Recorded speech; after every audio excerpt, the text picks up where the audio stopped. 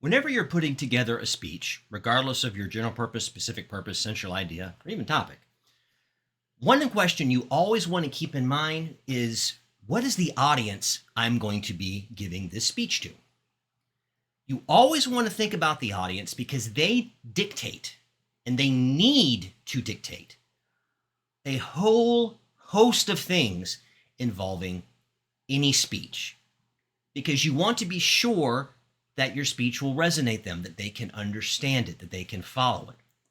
And why this is so important and some of the basic things you can look at, that's what we're going to be talking about today. So audience analysis, analyzing your audience, thinking about who your audience is and what they currently think or believe and what you're trying to do with them. Change their minds, give them information, explain something to them, whatever. You always want to keep this in mind when you're doing any speech. And I want you to keep this rule in mind when it comes to the audience and their effect on your speech. You don't matter. Now, I can already hear, Mr. Bear, I'm the one giving the speech. What do you mean I don't matter? Let me explain. Why you feel the way you feel is not the most important thing unless you've been directly asked, okay? What is important is what is my audience willing to hear? What's going to be effective for them? One of the single biggest mistakes, and I see this time and time again, even in the public sphere with people just giving speeches regularly, and it often happens with persuasive speaking, and you may have fallen victim to this. I know I've done it a few times when I was younger before I learned this, is you write, for example, a persuasive speech and you go, yeah, that would persuade me. That is the wrong question. It does not matter if your speech would persuade you because you aren't the one that needs persuading. They are. The audience is. So what are they willing to listen to? What examples and explanations are going to work for them? Doesn't matter if it makes sense to you. Will it make sense to them? Okay? The audience is everything. It needs to determine, even as far back as how you approach a topic. Is a topic going to be even good for this audience?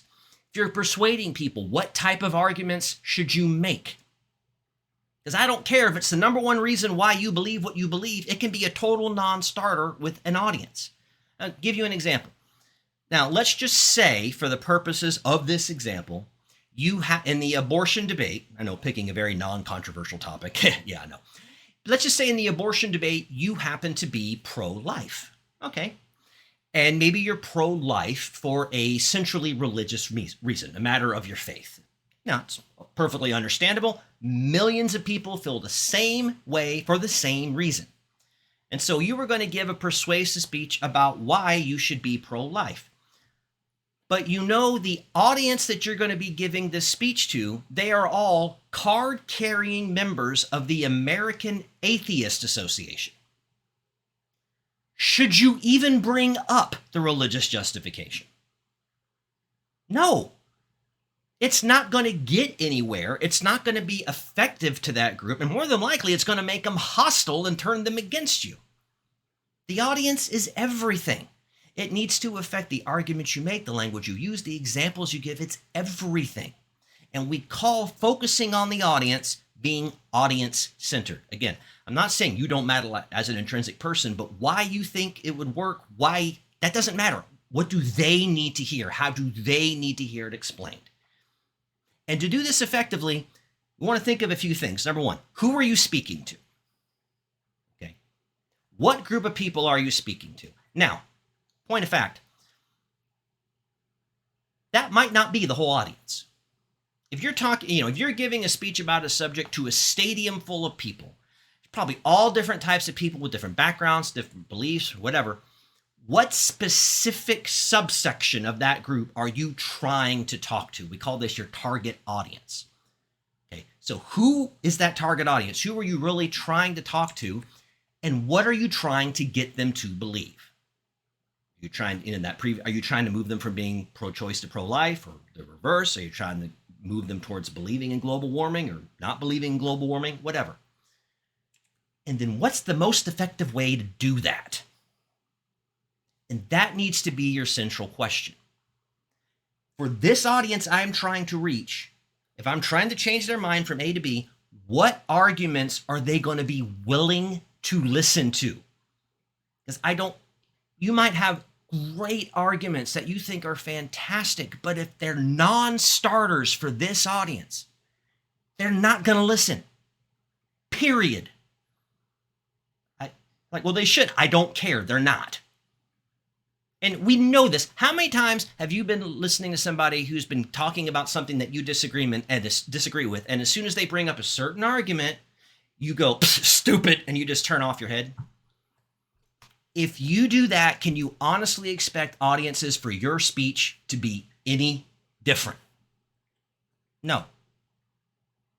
What the goal is, if you're trying to change a person's mind, is to get them to change their mind. Now, you want to be ethical. You don't want to lie or anything like that, but you want to tailor your arguments to what they're going to listen to.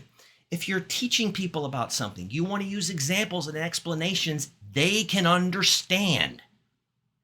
All right? And also, another big part of this being audience-centered is you need to understand the principle of what we call egocentrism. What's that? Egocentrism. Now, you may say, well, people shouldn't be like this. Look, they are. Okay? We're all like this. We are human beings. Well, this is a flaw in people. Okay, yes, but you're not trying to change the flaws in humanity. You're trying to just get through people, talk to them about stuff. But egocentrism is the inherent bias in all people that they really only pay attention to messages or things in general that are relevant to them, that really affect them in some way. Now, I'll ask you this question. How many of you have on television seen one of those commercials for like abused or starving animals? Okay, you know the ones I'm talking about? And you've watched that and gone, oh, those poor animals, that is horrible. We really need to do something about that. You ever had that thought? I know I have. How many ever gave any money? Even $1. So don't say, I can't afford it. You could give $1. You can give 50 cents. How many of you ever actually gave any money? Now, maybe there's a few of you right now that are going, I did, and good for you. But probably a big chunk you went, well, no. You recognized it was an issue. You saw the pain and suffering. You said, wow, that's horrible, but you didn't actually do anything. And I'm not hating on you because I've seen those same ads and I haven't given any money either.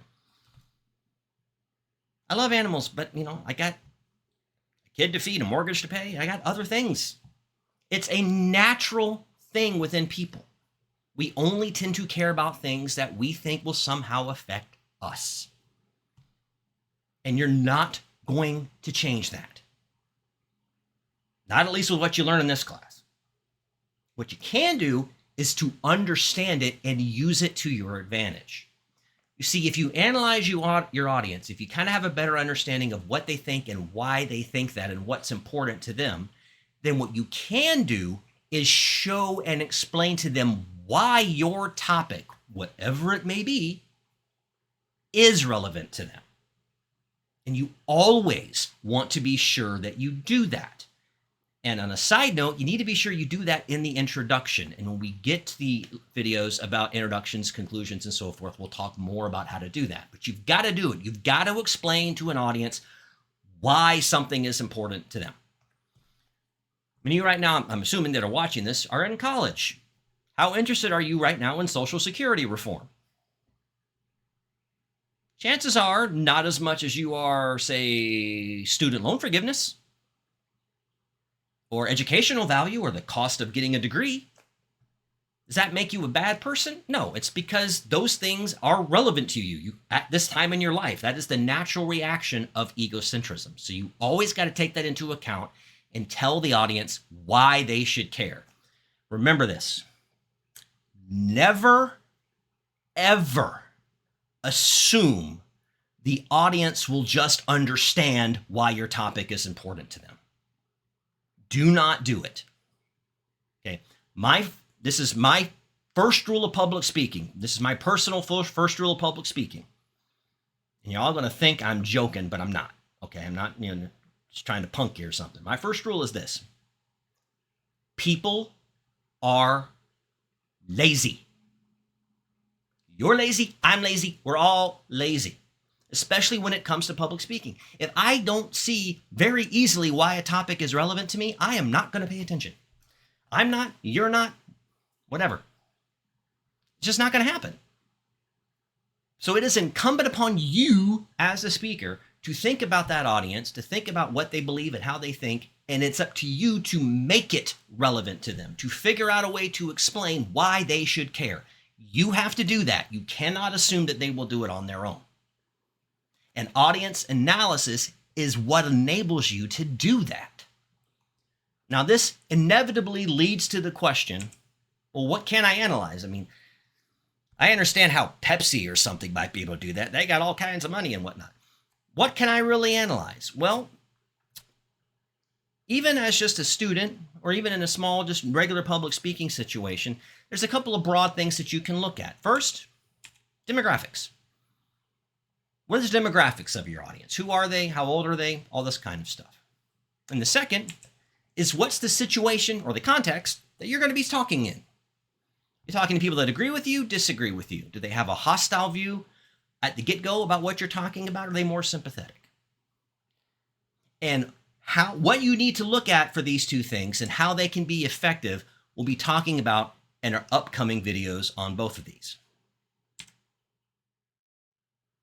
So audience analysis is something you always want to take into account when writing any speech. Who you're talking to and what you want to believe and what is the most effective way of getting there. And what you need to look at in that audience as far as demographics and situations, we'll be talking about in our other two videos on this subject. As always, I hope you found this informative, and I'll see you in our next video.